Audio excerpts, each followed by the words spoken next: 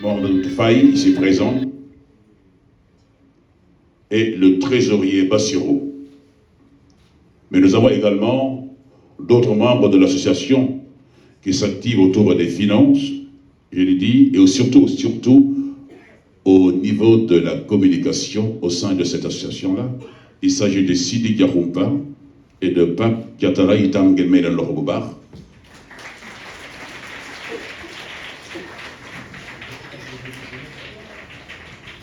Mais sans oublier nos lauréats qui sont ici, nos récipiendaires. Il s'agit de Dr Serine Khadim Serine Lo Ngenmek Loro, Monsieur Pape Fall, nos lauréats aujourd'hui, le professeur Tibi Karaté qu'on ne présente plus, mon ami et frère, et Monsieur Matar Niagasei. Parce que ni limni, ni ñep ay royaume lañu. Eu égard à leur parcours exceptionnel, tout ce qu'ils ont fait pour le pays, pour les populations. Comme à vous, jeunes du Sénégal, ici présents, dañ leen di ñaan ngeen roy ci ñii nga xamante ni ay références lañu, ay modèles lañu. Nous avons besoin justement de ces hommes de qualité-là. Mais alors encore une fois, pour vous démontrer qu'ils sont exceptionnels, de toute façon, quand nous allons les appeler ici, avant qu'ils ne prennent la parole, nous allons projeter un peu sur l'écran qui est en face de vous, c'est un parcours. Finigar. Mais tout simplement, c'est un gargare. Parce que c'est des universitaires de très haut niveau. Hein. Oui. Développer tu vois le social. Di jàngale bés bu nekk ñu bëggoon nag yéen ndaw yi ngeen roy ci ñoom moo tax ñu ne royuwaay. Mais je voudrais inviter, avant que nous commence, la troupe qui nous vient de Kerliti. Quand je parle de Kerliti, je parle de Dr Massamba Gueye, celui qui a créé cet espace-là, de l'oralité. Ouais, c'est une résidence où les jeunes, les artistes, les acteurs, les comédiens passent tout le temps pour créer des ateliers, des échanges, des rencontres. C'est ça. Donc, tout de suite, en place, la troupe Kerliti. Nous saluons tout le monde. Nous sommes qui le fait à l'intérieur du pays, qui le fait dîner, la société civile,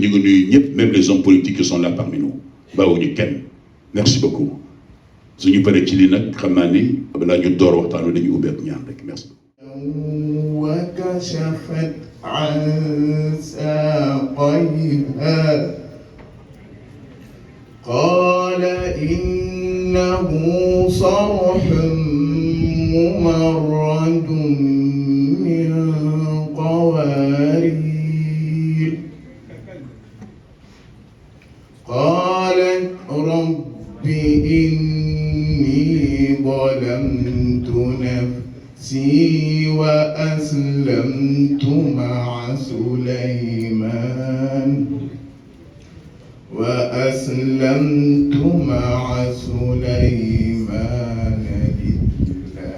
لله رب العالمين صدق الله العظيم. Le président de la troupe, les comédiens, les metteurs en scène, les dramaturges du Sénégal. Donc merci, je voudrais aussi te présenter mes condoléances suite au décès de Madame Johnsek, la décès, qu'on a étudié de son âme et de toutes les personnes qui sont parties depuis le début de l'humanité.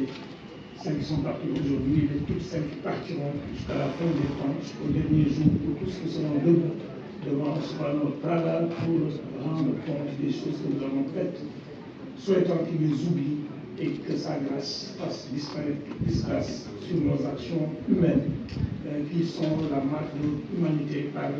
la faillite de la plus grande partie de ces actions. Donc je voudrais dire assalamu alaikum wa rahmatullah et demander l'autorisation de parler 70% wolof et 30% français. Parce que je pense qu'il y a des choses que je ne peux pas dire en français. J'ai cherché par exemple le mot jomb en français, je n'ai pas trouvé.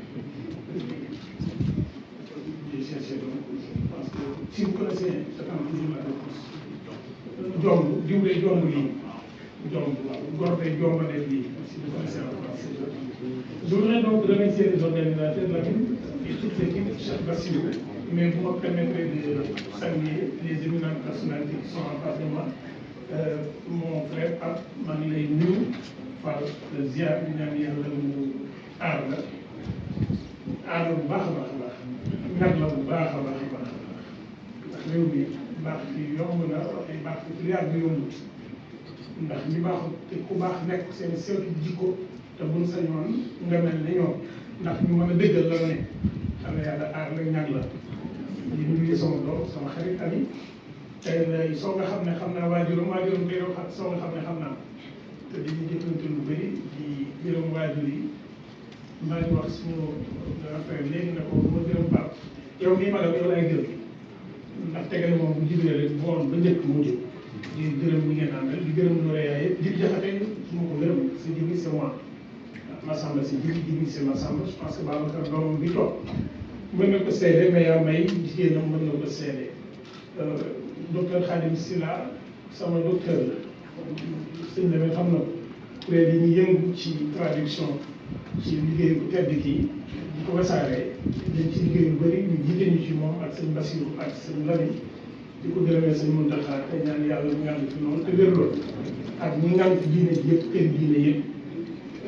di gërëm Collé Ando Sow naa ne Collé kenn du laaj tax mu bokk ci lu mel nii tax mu nekk roboy en tant que styliste ci modèle yi ñuy ñaw ak ni ñuy ñawee ak ni mu mel xam naa ne tey barab ba mu ne barab bu umra la ne ñii bëgguñu ko wax dafa ne ci yoonu jaamu yàlla mën naa ñëw fi tey kon kooku defe naa ne ñu koy ñuy def royuwaay tuddee ko ñu ne anam ñu ne ma nga umra loolu def naa ne doy na mandarga ci lan moo tax ñu jël ko ñu di gërëm ma sœur recteur Ramatoulaye Ndiaye ñu benn xam naa ne moom te mënu ko génne Dakar ndax boo ko génnee mbéy mu dugg jaayee boo ko génnee jaayee mu dugg mbéy maa ngi lay gërëm bu baax di la nuyu maa ngi jégalu bu ma duggee sax ma fàttu parce que bu ma tardé damay am kersa dama tardé tey maa ngi baalu tardé bi di nuyu kilifa yi fi nekk yëpp di gërëm gone yi fi génnee sànq di gërëm yi nga xam ne daara ji ñu tekkal ma sax en 2009 tuddee ko la maison d'oralité du bâtiment Kër Leyti yitte ji lii rek la ndax un enfant on l'occupe où il s'occupe waaw gone moom dañ koy jox nu mu def ba mu def boppam lu mu def le problème c'est qu'on s'occupe pas de nos enfants donc ils s'occupent eux-mêmes bu la demee ba ci kanam nag dootuñu xàmmee suñu doom yi ñu ne pourquoi ñu xàmmee woon suñu doom yi wax ji mooy kañ lañ gëj a gis suñu doom yi ñun suñu njaboot yi ndëkkal ci biir kër gi ñun kañ lañ leen gëj a gis maanaam kan ci ñun moo mën a yëkkati loxoom tey yëkkati loxoom wax ñaata léegi te nekk ci yaramu doom ñaata léegi te nekk sa yaramu doom kan moo ko mën a wax ci ñun sew la de sa bopp doom bi ñuy wax bés bu ne ñaata léegi te ci nekk boo ko xamul ndax ndax yaa ngi gis sa doom am na ci gone yoo xam ne danañ fexe ci kër gi ba wér ñun du yëg ne gone gi mosoon naa fexe dañuy jekk ba càggat ay année ci kanam moo bëgg a def benn concours dem ñu ne inap ndax baaraam bi dafa lemoon waaye ñun mosu noo xam kañ la baaraam bi lemoon suñ oto nag dañ kaa ci buntu kër gi moom bu ñu xëyee ak fas wi danañ teg loxo fépp xool ba xam am na xoosu am normal wala am bu amee léegi ca carrosserie ba lañ jël waaye suñ carrosserie doom moom duñ ko liggéey waaye léegi nag bu fekkente ne ñun ñi ngi dëkkal suñu doom yi te duñ leen gis dafay doy waar parce que ay gët du gis gët yi kese du gis lii du gis bis bu ne nga toog sa dund kër nit romb la ñu ne la ana diw ana seen lëmiñ nga ne leen seen lëmiñ jaar na fi léegi lu mu sol nga ne bàyyi mu ko xel kon ndax ay gëtee gis am xel yi gis suñu xel bi ndax jubbu na suñu doom yi ndax suñu doom yi responsabilité la ci ñun wala ndax suñu doom yi ay jumtuwaay lañ yu ñuy yëkkati di ko ci soo wax yi foofu la nekk ndax ñun mat nañ royuwaay suñu doom loolu nag acte bi yomb na kenn ku ne da nga dugg sa néegu doom nga xool photo yaa nga ne bu fa sa photo nekkul xamal ne échoué bu dee sa doom rekk na ci néeg bi ñu fonk ñëpp ñu naaw ñëpp te yow mii bàyyam sa photo newu fa ah ay donc sa star doom de sa doom doo star bàyyi du matul star sa doom la ndey du matul star sa doom am na sew de ah xale yi ginnaaw xam naa ne mënu leen tàcc waaye bu ma waxee lu ngeen nangu rek dañoo naan est-ce que tonton ma saa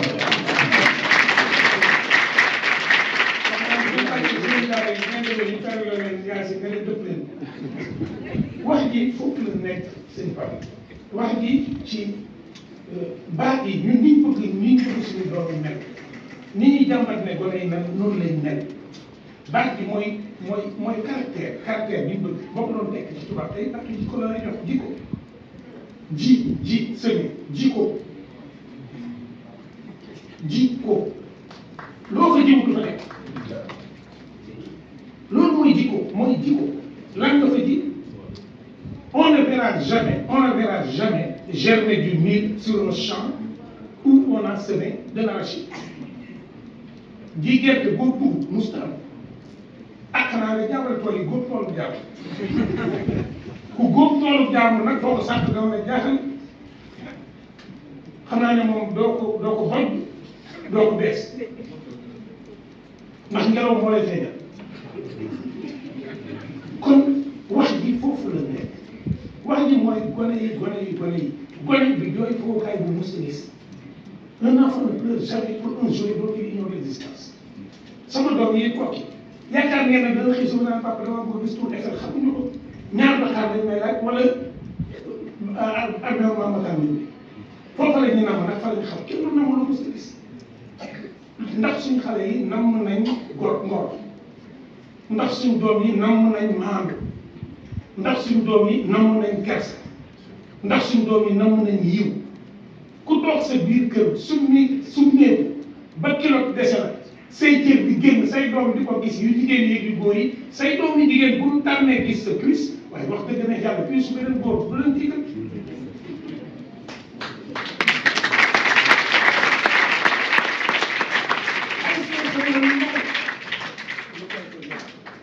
nan la ñuy fexe ba suñu doom yi namu yiw nan la ñuy fexe man aw ma laaj bi aw ma tontu waaye laaj loolu lañ ma ko ñoom sëñ Lamine nii ma bëgg ñu wutandoo tontu maanaam yiw xale yi xam nga lan mooy yiw xam nga ko de xam nga luy yiw ah yiw mooy koo xam ne lu mu ne mbooloo bu mu dugg mu ne barab bu mu dugg mu ne bu génnee du fa bàyyi am nettali bu ñaaw maanaam ku yiw buy naan ndox bu naanee ba pare bu tegee pot bi ndox mi du rogalaat di wax ku yiw bu nekkee ci ndab ba pare bu ñu tëjee ndab bi bu keneen ñëwee di lekk ci ndab bi du yëg ne nit lekkoon na ci ndab bi maanaam ku yiw bu yoree téléphone ci biir jumaa téléphone bi du sonné ndax bala muy ñëw moom waajal na worma bi waaye nag ku yiw dëgg bala nga ko xam nga bokk ak moom ndax muy lekk képp ku ngeen bokkal ndax muy lekk di sax ni ngeen koy dégg yiw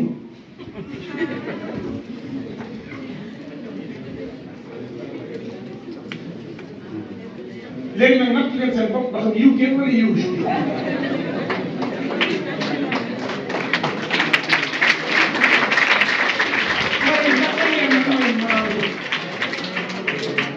xam ngeen ko da ngeen maa bëgg a gis nga ki maandu dëgg dana taxaloo ak yow kër nga peinture sa buntu kër vert xëy su nga peinture ko ñuul ginnaaw su nga peinture ko weex moom du yëg na def ko ndax bu gis lu yoonu new ki maandu day maandoo làmmiñ maandoo bët maandu nag bi ci ëpp solo mooy maandoo xel waaye koo taxaloon kër bu jëndee oto bu bees nga ne day jaay dox koo bokkal salaire te bokk leen wërsëg mu ëppale la nga ne day sàcc nit da nga bokk ak moom salaire te du ngeen bokk alal le salaire n'est pas le revenu da ngay am 100 000 kii am 100 000 moom 100 000 la mu am nag ñu ko bàyyee yow nga am 100 000 yoo xam ne say bàjjen dañ ko soxla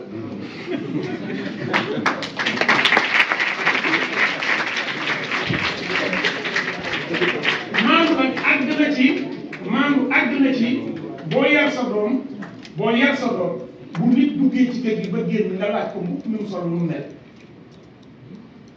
suñu papa loolu sol noonu la ci def mukk mi nu mu mel ñun de bu ñu ko daan laaj on nous demandait juste la couleur de l'habit du visiteur à son départ. Et si on avait l'outrecuidance de répondre et de donner la couleur, ça, c'est que le concert de Wally Seck dans nos oreilles va commencer. Donc, lañ lay sifaay ba sa nopp yi lu ñu dëgg dëgg ko dégg. Loolu mooy maam mais maam bi ci gën a bi ci gën a doy waar ni ko nit di amee mooy li Sëñ Tuubaa doon wax lijjanti sa ayibu bopp maanaam lijjanti sa ayibu bopp yow say defooy bopp nga lijjanti ko mu doy la ba doo tala lijjanti ayibu keneen sëñ bi tekki na boo jàppee ne amoo ayib góorgóorlu li ci bañ koo am war na laa doy di ko lijjanti ba doo gis ayibu keneen maanaam kay suba naan diw dafa soof yow noo def ba xam ne dafa soof gis nga temps boobu nga consacré pour xam ne dafa soof temps la boo perte ci pour bañoo la soof yow léegi nag man su ma ko Sénégal bi foofu naa loolu léegi waaye parfois la am ñu xam nga di dem rek man de xaw ma yow loolu ni mu rëyee xam nga ko dafa am soxla waaye teewul kii la ko yàlla defal na ko nga dem ci parfois nag ak la rek moom de li sa biti bi rëy adresse bi nekk ci internet moom xamu ko kooku bu fekkente ne yàq defe na ne yàq na Pape Faye nii boppam lay yàq ndax wax ba yàq amul wax ba yàqoo am wax ba yàq amul wax ba yàqoo am kër boo dugg ne diw baaxul kër boo dugg ne diw baaxul lis bàyyi laa doon wax ku say war waroo nga weeroo di wër ba say war weeroo say war yi seen bopp ñoom ñu war a nekk seen biir loolu nag moom mooy point bi bëgg bi taxaw ci tey maandu ci say bët téye say gët lu ne ndox gis ko mën naa ne loolu dara ñëwul ci ndax da nga gis bis bu ne loo bëgg gëm waaye lu ne nga xool ko fa problème bi ne ku xool gis moom de ni mu nuyoo tey waaw ni mu nuyoo tey foo xëy na daal bañ di metti ngir yàlla mooy nangu dogal yi nangu dogal yi nag lu yomb la ci wax waaye lu jafe la ci jëf imam bu lay jiite bu ne yaa ngi ñaan yàlla imam bi juum ba nga génn rek dem toog naan waxoon naa leen matut imam ah waaw nan ngay jëlee baqara dem teg ci naas yi ah moom waxut sax xayrul la wax ñun ñàkk a maandu ak ñàkk a nangu dogal yi damay wax ne sukóoru taxi bi nga nekk muy dawal taxi bi bañal ko lu ne ba mu des mooy dawal taxi ndax moo koy dawal kat mun ko dawal d'accord na mu ngi dawal neexuma d'accord na taxi bi neexuma d'accord na qualifié wul d'accord na waaye dawalu taxi bi moom d'accord ma maanaam cérémonie bii nga taxaw ne tey association lufta organisé wu loolu moom xëccoog yàlla la te ñun dañuy xëccoog yàlla sëy bu yàlla takk ba pare nga taxaw ne du am salaire bu yàlla jox nit nga taxaw ne du am bu yàlla jox nit nga taxaw ne du am dara bi yàlla jox nit nga taxaw ne du am quand on passe son temps à vouloir effacer les choses inscrites de manière déterminée par Dieu comme de l'airain, on passe le temps à s'essouffler à faire des choses inutiles qui n'ont pour finalité que l'échec. waaye xale yi ndax xam ngeen luy noppi jikkoy noppi est-ce que mas ngeen a gis ku noppi bañ tëj ko kaso yóbbu ko tribunal rek àtte ko lu mu def dañ ko fekk mu noppi rek waaye gis nga boo waxee ba dugg bu la sa làmmiñ ñu dugalee làmmiñ ñu keneen lay génnoon ba tax avocat yi bëri xaalis mais toujours damay poser question des organes de sens yi yàlla sàkk lan moo tax yàlla exposé nopp ci ngelaw nopp dafay jëlee fa tax ni ngelaw day ñëw rek dugg bakkan day ñëw rek dugg bët mu exposé ko ci biir làmmiñ yàlla wutal ko ñaari barrière bëñ ak barrière tuñ làmmiñ rek mooy bëtt ñaari frontière pour wax pour génne lan la yàlla bëtt pourquoi est-ce que de tous ces organes là la langue est la seule qui doit franchir des barrières pour sortir xaw ma bàyyi ngeen dafay xaw ma boo ko dee noonu ngelaw day génn directement xool directement dégg directement mais làmmiñ barrière bëri ak barrière tuñ da koy bët mais làmmiñ fa mu tëdd nooy moo tax bu jógee rek mën naa tas lépp fa mu tëdd du yëg ne problème am na ndax moom fa mu tëdd nooyaay ba rek la yaakaar ne adduna noonu la nooyee bu jógee rek wax loo xam ne rek moom nopp ko yëg ndax yenn saa nga gis làmmiñ wax gis nga damay wax ne baaraam bu jógee ci dënn ji bi jaxate baaraam bu jub yenn saa nga gis tali bi baaraam bu jub ci dënn ba mujj mu jëm ci kaw boo ko déggee rek ko yëkkati amul sens danaa la ba mujj ngay tinu billaahi te loolu laa ñu koy indi comme nit kenn du ko atte ci lu mu waxul te wax du force noppay force noppi moom la ñuy sant waaye wax du force léegi ban problème lañ am ñun ba mel ni ñu xëddee magnétophone Sénégal si boppam ngoon te wax ji vidéo ci dara lu dul yàq nit xale yi boobu mooy jikko bi ma leen di dénk tey mooy mën a noppi te li may terminé parce que 10 minutes rek laa amoon te xam naa ne war naa jeex da ngeen gën a koo xam ne li 2002 lañ ma ko nettali woon 2002 j'étais en Suisse en train d'adapter l'Antigone de Sophocle sur le mode séeréer ma tase fa ak benn mag mu nettali ma ko mu ne ma ne benn xale boo xam ne xale bi dafa amoon xam-xam baay ji jàngal ko lépp mu xëy suba rek ñëw ne baay ji laaj ma lu ko baay ji laaj mu wax lu ko baay ji laaj ci xam-xam mu wax lu ko baay ji laaj ci xam-xam mu wax ko baay ji jekk ba càgg mu ne baay ji maintenant tu te rends compte que je sais tout j'ai répondu à toutes les questions léegi xaaral ma laaj la nag yow mu laaj baay ji fattu mu laajaat baay ji fattu mu ne ko tu n'as plus rien à m'apprendre yow amatul la ma jàngal léegi yeewu ma baay ji ne ko wax baax na léegi da ngay dem sa kër nijaay nga toog tey boo bu la yeewee rek nga ñëw xale bi dem kër nijaayam def ko ñetti at xëy suba rek mooy li xale yi jàng ñaw di def léegi rek dootuñu xaar ba ñu ber leen dañuy beru moo tax xale yi dañu def téeméeri métier ñu commencé menuisier koor jot saa yi c'est pas vraiment jox naa la loo xottoon bi déedéet yow menuisier baaxul dama defi tey nga def tey ñaari weer tabaski ñëw indi woo dara déedéet dama defi mécanique moo tax xale yi ils ont fait tous les métiers avant ñuy am 18 ans xale bi looloo ko dal defe na jàng na lépp mokkal na lépp xëy suba rek jëli bagage am fi kenn beru ko rek ñu bis ñëw na papa bi nga bàyyi si tu cherches un nulard patenté certifié ISO 2024 va voir mon nom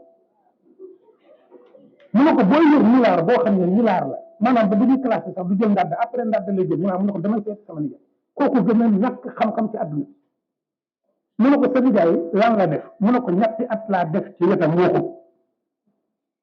ñetti at yi mu ko dégg mu ubbi làmmiñam mu ne ko waaw sa nijaay da doon jàngal noppi tu es passé à côté de la leçon essentielle de ta vie ton oncle t'apprenait à te taire sama yaay nag tegal ma ci si la bouche qui parle n'est pas fatiguée qu'elle ait au moins pitié des oreilles qui écoutent et j'ai pitié de vos oreilles et je vous remercie.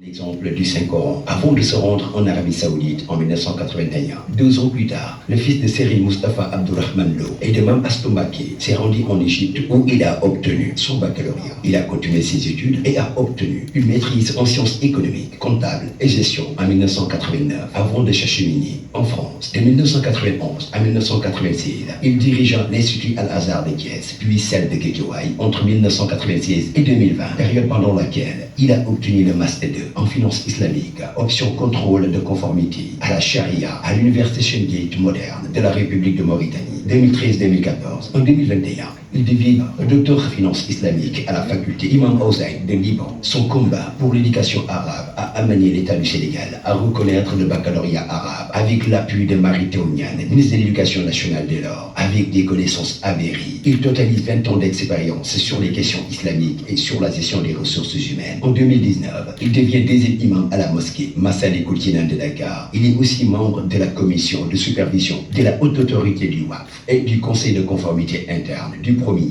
Formateur, consultant et chercheur, Dr Khadim Lo a animé des conférences nationales et internationales. Dr Khadim Lo est membre fondateur et président de Hikma, association de solidarité pour le développement. Ses domaines d'intervention sont l'éducation, octroi de bourses et subventions d'études, zakat, collecte et distribution, formation et appui technique, WAF, promotion du WAF, gestion de patrimoine, issu du WAF, finance islamique, promouvoir la finance islamique. Selon Dr Khadim Lo, l'âge n'est qu'un chiffre et il n'est jamais trop tard pour apprendre.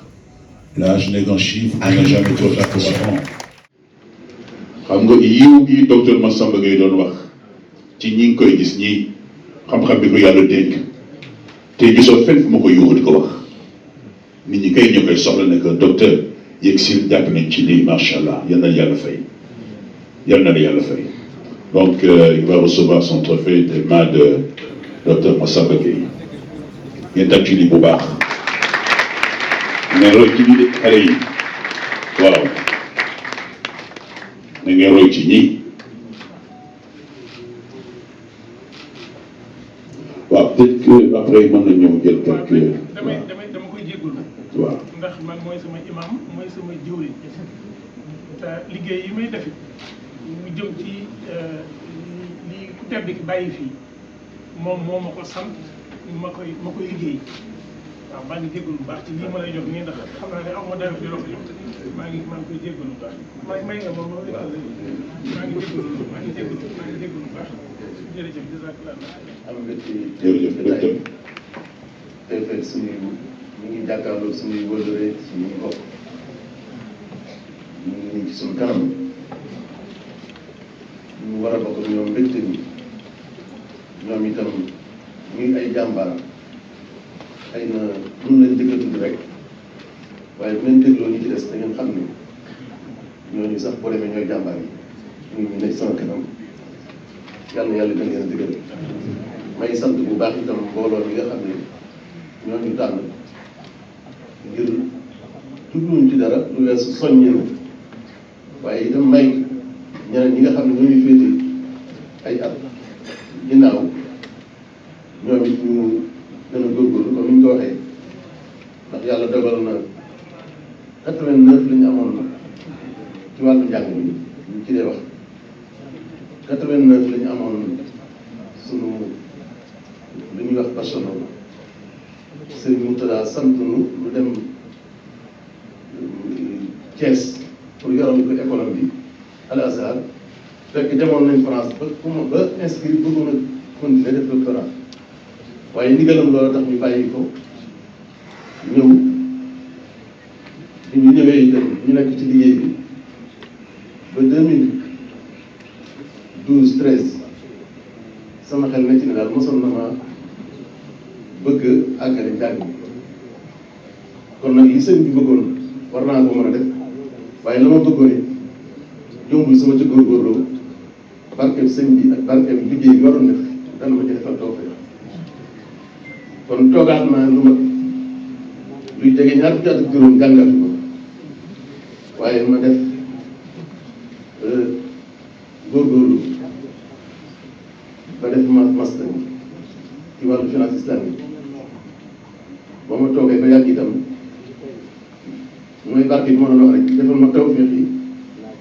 ma mën a def doctorat bi ba tey ci économie islamique tey la ci gën a yéeme mooy daa mel ni doctorat bi moo gën a kawe master bi waaye master bi moo gën a kawe maîtrise ba mu njëkkoon a am te booba at yi bari na lool kon loolu mooy wane ne rek xam naa barke yi moo ci jàpp kon ñu sant yàlla bu baax di leen gërëm di ñaan li ñuy wane nii ginnaaw royuwaay lañ ko tuddee royuwaay moom xëy na la ca baax rek lañ leen wan la cay saf baax na ngeen ñaanal ñu yàlla suturaal na ko. Dès l'âge de 7 ans, le professeur Djibi Diakhaté a mémorisé le Coran à Thiès, où il a fait ensuite ses études primaires. Il a été un brillant élève, ce qui lui a permis d'être boursier à l'école primaire et de sortir première de son jury au baccalauréat avec la mention bien. À l'université de Dakar, il a eu sa maîtrise en philosophie avec mention très bien. Puis, il est admis à l'école normale supérieure comme élève professeur en philosophie, où il est sorti major de sa promotion, puis affecté à Saint-Louis. Poursuivant ses études, il a obtenu le DEA en sociologie, sanctionné par la mention bien. Après sa thèse de doctorat en sociologie, il a été recruté à l'université de Dakar comme enseignant au département des psychologues conseillers, où il exerce jusqu'à présent. Il est aussi président du conseil scientifique de l'Institut africain de management, IAM, et professeur-chercheur associé à l'université de Paris. Comme consultant, il a eu à travailler avec la coopération luxembourgeoise pour le développement de l'enseignement technique, la formation professionnelle. Il a été également consultant de l'UNICEF pour la lutte contre certaines formes de maltraitance des enfants. Le sociologue a fait l'étude d'impact socio-économique de l'autoroute à péage et de l'aéroport de Diass. Aujourd'hui, il est le coordinateur de l'Observatoire de la citoyenneté de la ville de Dakar. Il est membre du Conseil national de l'audiovisuel, CNRA. Entre autres articles, il a publié Management du sens spirituel dans le mouridisme, temps et travail dans la société Wolof, Terem ak Ngalam, avec le docteur Cheikh Gueye. Les penseurs ont parlé de la crise des idéologies. Les grandes idéologies qui jusque-là ont permis de faire fonctionner nos sociétés et nos États, ces idéologies se sont essoufflées et se sont abaissées. C'est le communisme, c'est le libéralisme, c'est le maoïsme, le trotskisme, etc. Toutes ces idéologies se sont affaissées et l'homme est plus ou moins livré à lui-même. On assiste aujourd'hui à une sorte de crise de l'humain. Quelle valeur devons-nous donner? Quel sens devons-nous donner à notre monde? Quel sens devons-nous donner au rapport que nous entretenons avec autrui? On a l'impression aujourd'hui, je crois que quelqu'un l'a dit, c'est Massamba, que l'être humain a tendance à mettre beaucoup plus l'accent sur le matériel, donc sur l'avoir, que sur l'être. On tend à remettre en cause tout ce qui est spiritualité, tout ce qui est valeur, tout ce qui est humanisme, au nom du triomphe d'un esprit matérialiste qui ne se donne plus de limites. Je crois que de ce point de vue-là, il est bon qu'on s'arrête un instant et qu'on dise à nos enfants, à nos jeunes, qu'il existe encore des valeurs fortes. Et cela, ça suppose évidemment que nous nous réconcilions avec nous-mêmes. Je dis simplement que, en Wolof, comment on dit arbre? Comment ça se dit en Wolof, arbre? Garab. Comment ça se dit en Wolof, médicament? Garab, ça veut dire que l'arbre est un médicament. Et effectivement, les Wolofs se soignent avec les arbres. Racines d'arbres, écorces d'arbres, feuilles d'arbres, etc. Mais ces gens-là, puisqu'ils considèrent que l'arbre est un médicament, ils le protègent. On ne va pas leur enseigner la protection de l'environnement. C'est ça que je veux dire, que nous avons besoin de retourner à nos cultures sans pour autant nous enfermer sur nous-mêmes. Mais l'idée, comme le disait Senghor, c'est de s'enraciner et de s'ouvrir après. Nous avons besoin de savoir qui nous sommes. Nous avons besoin de connaître le répertoire de nos cultures dans leur diversité, parce qu'il n'existe pas une seule culture sénégalaise, il n'existe pas une seule culture africaine, il y a une variété de cultures, mais c'est cette variété-là qui fait la richesse, comme le dit Amadou Ampateba, ce qui fait la variété, ce qui fait la beauté d'un tapis, c'est la variété de ses couleurs. Donc qu'il y ait plusieurs couleurs, qu'il y ait plusieurs nuances, qu'il y ait plusieurs conceptions, mais que toutes ces conceptions concourent à construire un humain épanoui. Donc je crois que pour les jeunes, c'est important qu'on leur dise ça, la valeur de l'humain, le respect de l'humain devrait constituer le socle de toutes nos actions. Je vous remercie encore une fois.